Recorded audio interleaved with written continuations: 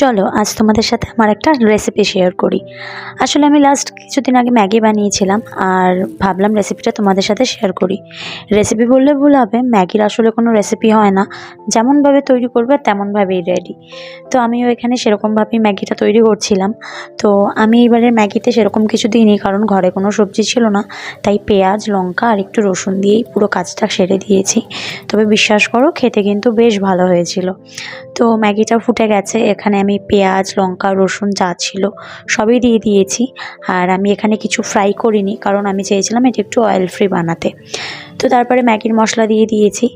আর তার সাথে আমি সবসময় ম্যাগি বানালে যেটা দিই সেটা হচ্ছে এক্সট্রা মশলা, কারণ আমার ম্যাগির মশলাতে যা থাকে সেই মশলায় আমার ঠিক টেস্ট লাগে না।